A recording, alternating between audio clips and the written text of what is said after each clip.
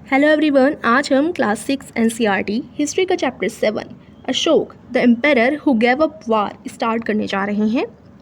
तो इसमें है सबसे पहले a very big kingdom and empire.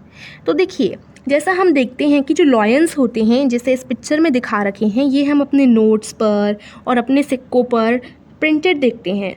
तो इनकी ना बहुत ही बड़ा इनका इतिहास है, पुराना इतिहास है, और इनका नाम है द लॉयन कैपिटल। तो आप देखते होंगे नोटों पर और कॉइन्स पर ये बने रहते हैं। दे वर कार्व्ड इन स्टोन, पत्थर पे इनको कार्व किया गया है, पत्थर पे ये डिज़ाइन बनाई गई है। ये जो है वो पत्थर से कार्व्ड है, कितना ब्यूटीफुली कार्व किया गया है ना। और इनको कहाँ पर रखा गया है? अभी ये हैं placed on top of a massive stone pillar at Sarnath. इनको रखा गया था सारनाथ पर, यानी ये जो आप लॉयन कैपिटल देख रहे हैं ना, ये एक रियल की मूर्ति है और इसको सारनाथ में रखा गया था। सारनाथ का जो स्टोन पिलर था ना, जो कि हमने चैप्टर 6 में पढ़ा था, उस पे इसको रखा गया था।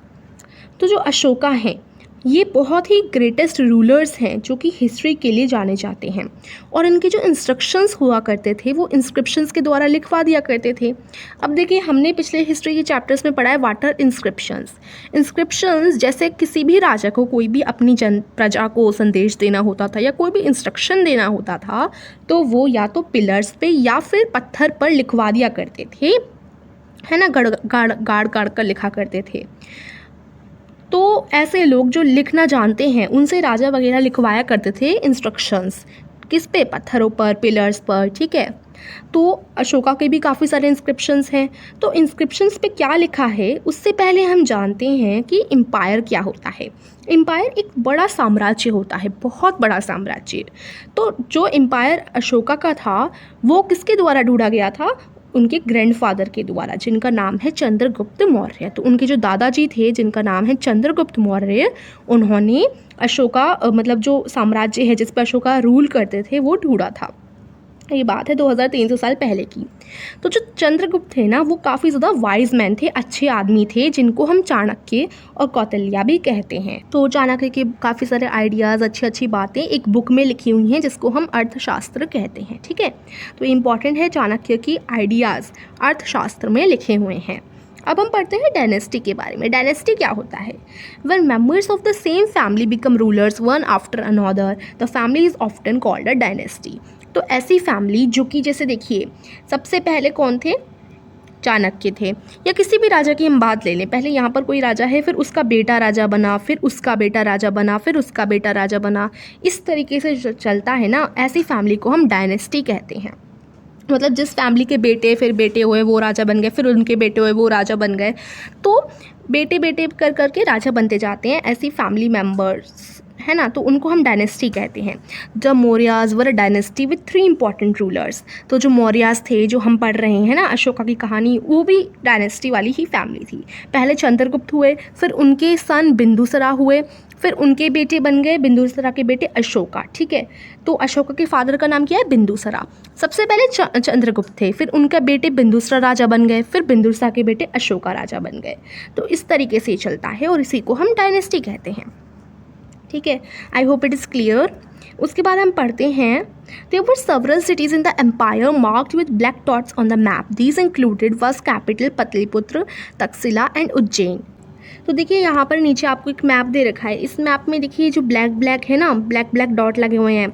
तो जहाँ जहाँ पर ब्लैक ब्लैक डॉट लगे हुए हैं, वो जो सिटीज़ हैं वो कैपिटल थी उन अशोका के एम्पायर की कैपिटल। कौन कौन सी? पतलीपुत्र, तक्षशिला और उज्जैन। तो जो तक्षशिला थी वो नॉर्थ वेस्ट में पड़ती है, यहाँ पर देखिए नॉर्थ वेस्ट साइड में पड़ती है, और इधर से एंट्री हुआ करती थी अंदर घुसने के लिए, है ना। नॉर्थ वेस्ट का एक तरीके से गेटवे था जहाँ से घुसा करते थे, including Central Asia, while Ujjain lay on the route from north to south India. तो अब हम अगर इधर की बात करें, ये वाला उज्जैन, ये सेंट्रल इंडिया क्या होता है? बीच वाला, मध्य प्रदेश वाला जो रीजन है ना, उसको हम सेंट्रल इंडिया कहते हैं। सेंट्रल यानी बीच वाला। तो उज्जैन भी कैपिटल था, और उज्जैन से यहाँ से घुसा करते थे, और साउथ की तरफ जाना होता होगा या फिर कहीं पर भी जाना होता होगा, तो इधर से उनकी एंट्री हुआ करती थी। तो ये उज्जैन कैपिटल था। और एक था उज्जैन रूट दिखाता था, नॉर्थ से लेकर साउथ तक अगर कहीं जाना है तो उधर से एंट्री हुआ करती थी। मर्चेंट हो गए, ऑफिशियल्स यानी लोग, सेवक वगैरह, मतलब सैनिक वगैरह को हम ऑफिशियल्स नाम दे रहे हैं। क्राफ्ट पर्सन, जो ब्लैक स्मिथ हो जाते हैं, मतलब कारीगर वगैरह, इन्हीं सिटीज़ में रहा करते थे। जो हमने पढ़ी। दूसरे जो एरियाज़ थे वो गांव के एरियाज़ थे जहाँ पर फार्मर्स और हर्डर्स रहा करते थे। और कुछ एरियाज़ जैसे सेंट्रल एशिया हो गया, वहाँ पर काफ़ी ज़्यादा जंगल पाए गए हैं जहाँ पर लोग आसपास का खाना वगैरह इकट्ठा करते थे और एक तरीके से हंटर गैदरर थे। और काफ़ी डिफरेंट पार्ट्स में लोग रहा करते थे। एम्पायर स्पॉक डिफरेंट, मतलब हर पूरा जो एम्पायर था ना, अशोका का एम्पायर मतलब पूरा जो साम्राज्य था। देखिए जिन जिन जगह रेड रेड है ना, तो इन पूरी जगह ना अशोका का राज्य था। अब देखिए पूरे देश में ही लगभग राज्य था, देश से बाहर भी आप देखें तो देखिए अफगानिस्तान वाला रीजन है, पाकिस्तान वाला रीजन है ना, तो इसमें पूरे देखिए पूरे देश और उससे बाहर तक भी अशोका का पूरा एम्पायर फैला हुआ था। तो अशोका के एम्पायर में काफ़ी सारी लैंग्वेज बोली जाती थी, है ना, और काफ़ी तरीके के खाने खाए जाते थे, कपड़े भी एज वेल एज काफ़ी सारे होते थे। तो अब हम पढ़ेंगे how are empires different from kingdoms, kingdom से एम्पायर अलग क्यों है। देखिए empires need more resources than kings because empires are larger than kingdoms. तो देखिए and need to be protected by big armies. जो एम्पायर्स हुआ करते थे, जो एम्पायर हुआ करते थे ना, उन्हें काफ़ी सारी रिसोर्सेज की ज़रूरत पड़ती थी, क्योंकि एक एम्पायर जो हम पढ़ रहे हैं उसका मतलब है बहुत बड़ा, राजा के किंगडम से भी बड़ा साम्राज्य। जैसा हमने देखा अशोका का साम्राज्य भी कितना ज़्यादा बड़ा है, तो इसी को हम कहते हैं एम्पायर। और एम्पायर को ज़्यादा से ज़्यादा चीज़ों की ज़रूरत होती है क्योंकि वो बहुत बड़े होते हैं, उन्हें ज़्यादा बड़ी आर्मीज़ की ज़रूरत होती है और काफ़ी बड़ी बड़ी चीज़ों की ज़रूरत पड़ती है। लार्जर नंबर ऑफ़ ऑफिशियल्स की ज़रूरत पड़ती है, सैनिकों की ज़्यादा ज़रूरत पड़ती है और कारीगर वगैरह की भी। Who collect taxes. और देखिए टैक्सेस जैसे हमने पहले पढ़ा था ना कि पहले के लोग भी, राजा महाराजा भी टैक्स लिया करते थे, लोगों से कर लिया करते थे, तो टैक्स भी ज़्यादा उन्हें करना पड़ता होगा, लेना पड़ता होगा। Ruling the empire. अब देखिए कैसे जो एम्पायर इतना बड़ा साम्राज्य होता है उसको कैसे राजा चलाते थे। तो देखिए as the empire was so large different parts were ruled differently. अब देखिए एम्पायर बहुत बड़ा होता है, इसलिए हर जो पार्ट हुआ करता था एम्पायर का, उधर बहुत अलग अलग तरीके से रूल किया जाता था। The area around Pataliputra was under direct control of the empire. तो जो पतलीपुत्र वाला इलाका था ना, यहाँ से हम देखते हैं, यहाँ पर हमने पढ़ा था पतलीपुत्र, हीरा। तो पतलीपुत्र करंट में तो हम पतलीपुत्र को पटना बोलते हैं, पहले पतलीपुत्र नाम था उसका। तो पतलीपुत्र वाले एरिया में तो अशोका रहते थे, एम्पायर रहा करते थे, तो पतलीपुत्र वाले एरिया में तो डायरेक्ट कंट्रोल रहता था। अब बाकी जो जगह थी वहाँ पर ऑफिशियल्स, मतलब राजा के सैनिक वगैरह और वो लोग अपॉइंट किए जाते थे टू कलेक्ट टैक्सेस। अब जो ऑफिशियल्स लोग थे वो टैक्स कलेक्ट करते थे आसपास के पूरे एम्पायर से।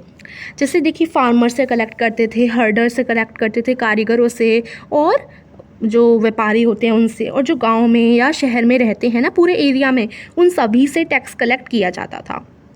और देखिए जो राजा के ऑर्डर नहीं मानते थे उन्हें ऑफिशियल्स पनिश भी करते थे, सजा देते थे।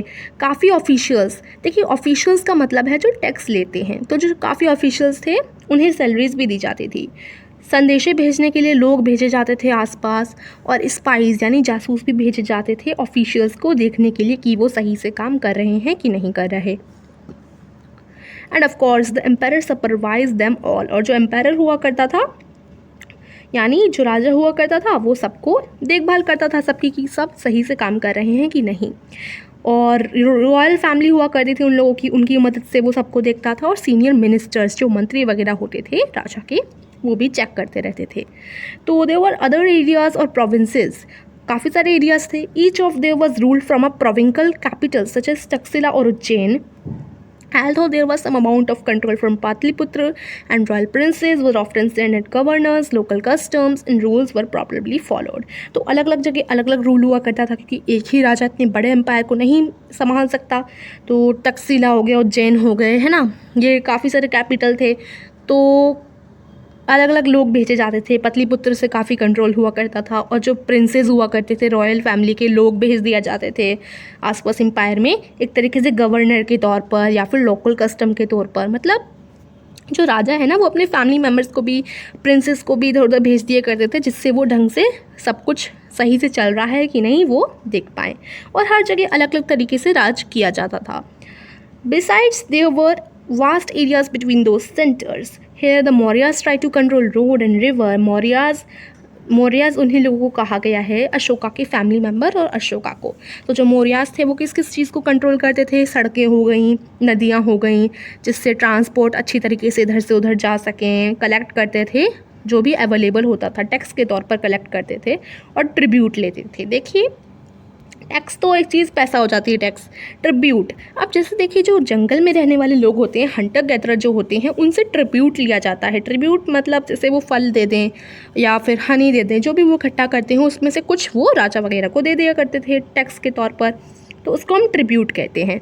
फॉर एग्जाम्पल जो अर्थशास्त्र है वो हमें बताता है कि north west was important for blanket.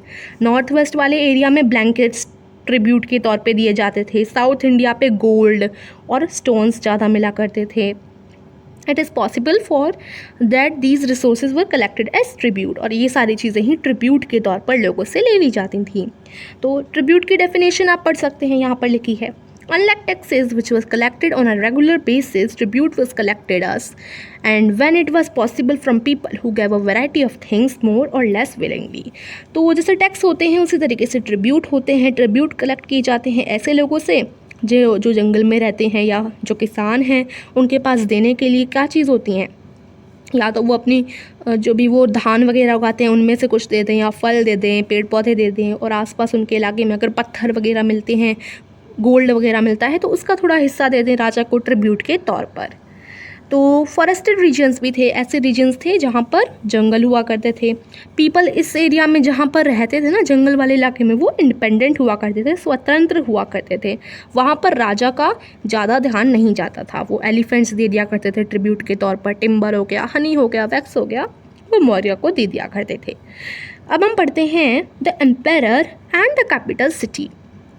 तो देखिए, Megasthenes was an ambassador who was sent to the court of Chandragupta by the Greek ruler of West Asia named Seleucus Nicator. तो यहाँ पर बताते हैं कि जो मेगास्थेन्स थे वो एक एम्बेसडर थे जिन्हें भेजा था एक ग्रीक रूलर ने, जो कि वेस्ट एशिया के रूलर थे, और उनका नाम था सेलेकस नेक्टर।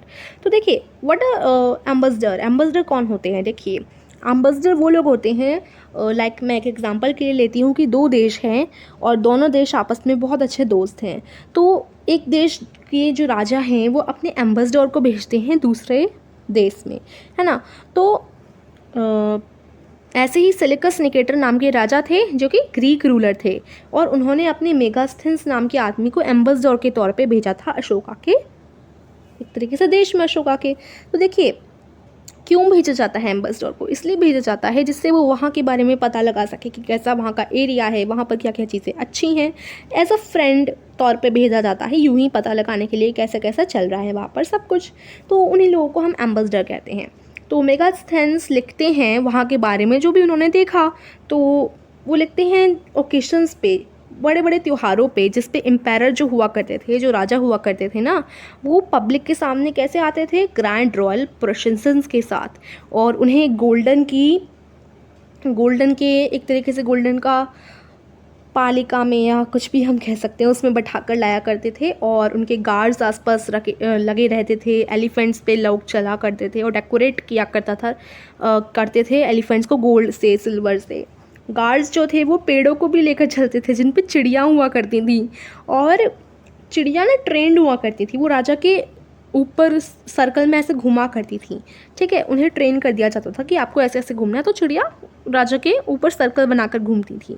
तो जो राजा थे वो नॉर्मली वुमेन जो होती है उनके द्वारा सराउंडेड होते थे, आर्म्ड वुमेन। यानी देखिए पहले आर्मी में वुमेन भी थी, तो वुमेन के द्वारा वुमेन जो थी वो राजा के आसपास खड़ी रहती थी, और गार्ड लगे रहते थे जिससे राजा डरे ना किसी चीज़ के, क्योंकि राजा को ज़्यादातर मारने की सारे लोग कोशिश करते हैं, तो आसपास गार्ड होने भी ज़रूरी हुआ करते थे।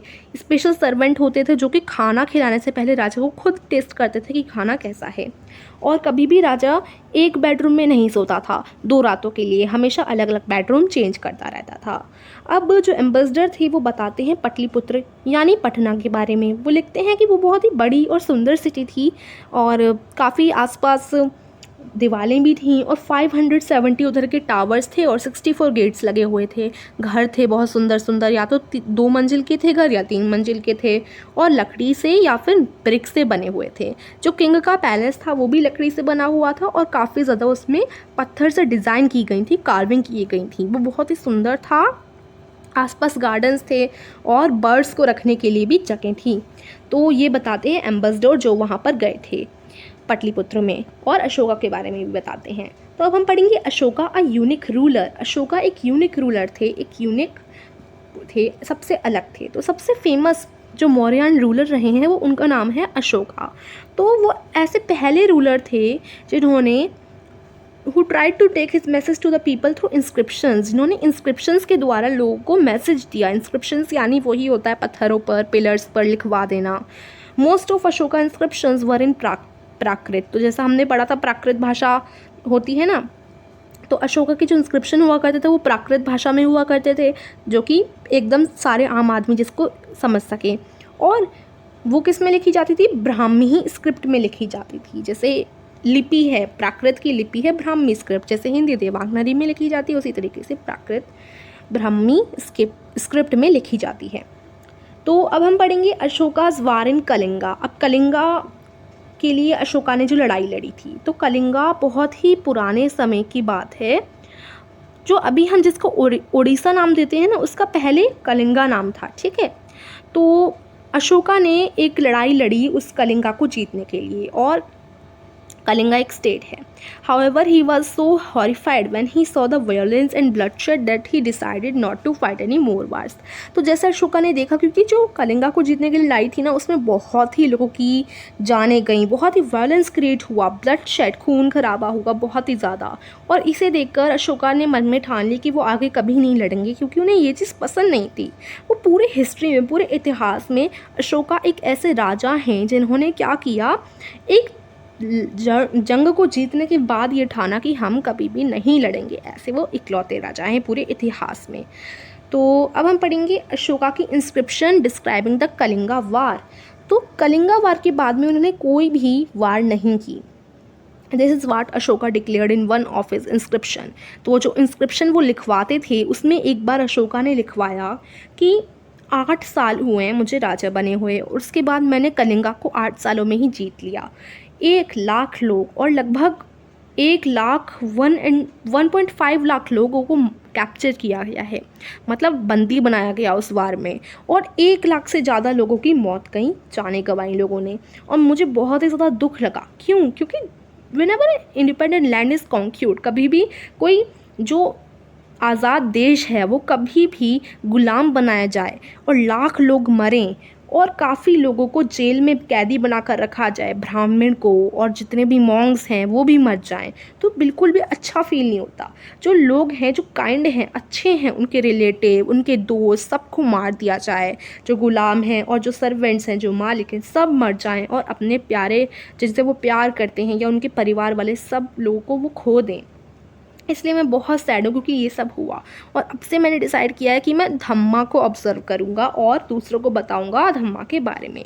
तो धम्मा क्या चीज़ है? जो धर्म होता है ना, धर्म को ही हम संस्कृत भाषा में, प्राकृत भाषा में संस्कृत में तो धर्म बोलते हैं और प्राकृत भाषा में धर्म को धम्मा बोलते हैं, ठीक है। तो जो धम्मा है उनको उन्होंने फॉलो करने की ठान ली और सोचा कि मैं उन सभी लोगों को, अपनी पूरी जनता को बताऊंगा, प्रजा को बताऊंगा इसके बारे में। और उन्होंने लिखा कि मैं बिलीव करता हूँ लोगों को जीतने का सबसे अच्छा तरीका है धम्म, और ये काफ़ी ज़्यादा बेटर है लड़ाई से, वार से तो काफ़ी बेटर है ये। तो मैं ये मैसेज फ्यूचर के लिए लिख रहा हूँ, जिससे फ्यूचर में जो मेरे बेटे हों और उनके बेटे हों उन सभी को पता चले और वो वार के बारे में ज़्यादा ना सोचें, और उसके बजाय वो सोचें कि कैसे हम धम्म फैलाएं। धम्म का मतलब धर्म फैलाएं, अच्छी बातें फैलाएं पूरे अपने प्रजा में। तो तब से व्हाट्स द अशोका धम्मा। अब हम पढ़ेंगे अशोका की जो धम्म है ना वो क्या है। तो देखिए, Ashoka's dhamma did not involve worship of a god. जो धम्म की हम बात कर रहे हैं, धर्म की हम बात कर रहे हैं, अशोक के धर्म का मतलब ये नहीं कि आप भगवान की पूजा कीजिए या फिर बलि वगैरह दीजिए। उनका मतलब ये है कि एक पिता होने के नाते, जैसे कोई पिता है वो अपने बच्चे को अच्छी अच्छी बातें सिखाता है, इसी तरीके से एक राजा की भी ड्यूटी होती है कि वो सभी अपने प्रजा को अच्छी अच्छी बातें सिखाए और इंस्ट्रक्ट करे अच्छी तरीके से। और अशोका काफ़ी इंस्पायर हुए बुद्ध की टीचिंग से। बुद्ध हमने पढ़ा है ना, बुद्धिज्म के बारे में हमने पिछले चैप्टर में पढ़ा था और महावीर के बारे में पढ़ा था चैप्टर 6 में। तो उनसे वो काफ़ी इंस्पायर हुए थे अशोका, और उन्होंने ठान ली थी कि अब से वो भी बुद्धिज्म बन जाएंगे और काफ़ी अच्छे अच्छे काम करेंगे। और काफ़ी सारी प्रॉब्लम्स थी जो कि उन्हें परेशान कर रही थी अशोका को, जैसे के लिए people in the empire follow different religions. जो लोग थे पूरे उनकी एम्पायर में, वो अलग अलग रिलीजियंस को, अलग अलग धर्म से बिलोंग करते थे और उन्हीं की पूजा करते थे। कभी कभी उनमें लड़ाई भी हो जाती थी, प्रॉब्लम्स भी क्रिएट हो जाती थी, जानवरों की बलि दे दी जाती थी। जो गुलाम थे और जो मालिक थे वो दोनों ही बहुत गंदी तरीके से व्यवहार करते थे। कभी कभी फैमिलीज़ में भी इसी वजह से लड़ाई हो जाया करती थी और आसपास पड़ोसियों में भी लड़ाई होती थी। किसकी वजह से? सिर्फ और सिर्फ उनके धर्म, रिलीजियंस की वजह से, कि उनका रिलीजन अलग अलग है। तो अशोका को ये सब बिल्कुल अच्छा नहीं लगता था। वो सॉल्व करने की कोशिश करते थे ऐसी प्रॉब्लम्स को। तो इंस्टीड ऑफ ऑफिशियल्स, यानी ऑफिशियल्स, पहले तो उन्होंने अपने सैनिक वगैरह लगा रखे थे, अब सैनिक को हटा के उन्होंने धम्म महात्मा को बुलाया। धम्म महात्मा कौन होते हैं? जो कि बहुत ही ज़्यादा धर्म के महात्मा होते हैं। तो धम्म महात्मा प्लेस टू प्लेस जाया करते थे और लोगों को धर्म के बारे में बताया करते थे, ज्ञान दिया करते थे। और इसी के साथ साथ अशोका ने अपने मैसेज को रॉक्स पर, पिलर्स पर लिखवाया और ऑफिशियल्स को बताया कि इसको पढ़ें, और जो पढ़ना नहीं जानते उसको भी बताएं कि इसका क्या मतलब है। और उन्होंने सबको धर्म सिखाया। अशोका ने आसपास संदेशे भेजे जिससे वो धर्म बहुत ही ज़्यादा फैल पाए। वो दूसरे देशों में भी गए, जैसे सिरिया हो गया, इजिप्ट हो गया, ग्रीस, श्रीलंका, है ना। तो दूसरे राज्यों में भी अशोका का काफ़ी ज़्यादा मान सम्मान अभी तक होता है। रोड बनवाई उन्होंने, कुएँ खदवाए, और बाकी जो रेस्ट हाउस होते हैं जिससे जो भटकते हुए आदमी होते हैं वो रेस्ट ले सकें, इसलिए रेस्ट हाउस बनवाए। और इसी के साथ साथ उन्होंने मेडिकल ट्रीटमेंट, जैसे किसी की चोट लग जाए, मेडिकल ट्रीटमेंट के लिए भी बनवाया। बोथ ह्यूमन बींग्स के लिए भी और जानवरों के लिए भी उन्होंने बनवाया था। अब देखते हैं द रामापूर्वा बुल के बारे में। तो जो रामपूर्वा बुल है उसके बारे में हम पढ़ते हैं। तो देखिए ये जो है ना, ये स्कल्पचर, ये फाइनली उससे है, मतलब ये जो स्कल्पचर आप देख रहे हैं ना, ये पॉलिश्ड हुआ है स्टोन से, यानी स्टोन से इसको शेप दी गई। और आप देख पा रहे होंगे कितनी सुंदर तरीके से डिज़ाइन की गई है, बहुत सुंदर तरीके से। तो ये बताता है हमें कि पहले के लोग कितनी अच्छी तरीके से डिज़ाइन किया करते थे पत्थर से, और ये पूरा पत्थर का ही है। और इसका नाम है रामापूर्वा बुल। ये एक बुल की पिक्चर है। तो ये एक मौर्यन पिलर है और ये रामपूर्वा बिहार में पाया जाता है और अब इसे राष्ट्रपति भवन में रखवा दिया गया है। और ये एक एग्जाम्पल है एक स्कल्पचर स्किल का। ये बताता है कि पहले के लोग में कितनी स्किल हुआ करती थी। ठीक है, तो अब हम आगे पढ़ते हैं। Ashoka message to his subject. Ashoka ने अपनी प्रजा को क्या मैसेज दिया? People perform a variety of rituals when they fall ill. जब वो बीमार पड़ जाते हैं तो लोग यज्ञ करवाते हैं। जब उनके बच्चों की शादी हो जाती है तब वो बहुत सारी चीज़ें करते हैं, रिचुअल्स करते हैं। जब उनके बच्चे का जन्म होता है या फिर जब वो लंबी जर्नी पे जा रहे होते हैं तो वो यज्ञ वगैरह पता नहीं क्या क्या रिचुअल्स करते हैं। तो ये रिचुअल्स जो हैं वो यूज़फुल नहीं है। अशोका कहते हैं कि इनके बजाय हमें क्या करना चाहिए, दूसरी चीज़ें करनी चाहिए जो कि ज़्यादा अच्छी होंगी। दूसरी चीज़ें क्या? जैसे कि लिए हमें शांत रहना चाहिए और सारे, चाहे वो आपका मालिक हो चाहे वो आपका सर्वेंट हो, उससे अच्छी तरीके से व्यवहार करना चाहिए, जेंटल व्यवहार करना चाहिए, रिस्पेक्ट करनी चाहिए अपने बड़ों जनों की। तो बहुत ही ज़्यादा, है ना, ये तो बहुत अच्छी बात होती है। और सभी क्रिएचर्स को, चाहे वो जानवर हो कोई भी हो, उसके साथ कंपैशन रखना चाहिए, अच्छी तरीके से उसके साथ ट्रीट करना चाहिए, गिफ्ट्स देने चाहिए ब्राह्मण्स को, मॉन्क्स को। और जो भी, इट्स बहुत रॉन्ग टू प्रेज वन आउन रिलीजन और क्रिटिसाइज अनदर। ये भी बहुत गलत बात है कि देखो आप अपने धर्म को मान रहे हो, किसी और के धर्म को बुरा कह रहे हो, ये तो बहुत ही गलत बात है। अपने धर्म को मानिए, इसमें कोई गलती नहीं है। लेकिन अगर आप दूसरे के ये धर्म की बुराई करते हैं तो ये अच्छी बात नहीं है। हर किसी को अपने एक दूसरे के रिलीजन की रिस्पेक्ट करनी चाहिए। और अगर अपने रिलीजन की आप पूजा कर रहे हो और दूसरे की आप क्या कर रहे हो, बुराई कर रहे हो, तो आप क्या कर रहे हैं, अपने धर्म के लिए ही नुकसान कर रहे हैं। तो ट्राई कीजिए कि अंडरस्टैंड कीजिए एक दूसरे के रिलीजन को और उसकी भी रिस्पेक्ट कीजिए। तो जो हमारे पंडित जवाहरलाल नेहरू हैं, फर्स्ट प्राइम मिनिस्टर जो थे, वो भी लिखते हैं कि still speak to us in a language we can understand and we can still learn much from them. और अभी तक जो है मतलब जो जवाहरलाल नेहरू थे वो भी ऐसी भाषा में बोला करते थे और अच्छे अच्छे उपदेश दिया करते थे जिन्हें हम समझ सकते हैं।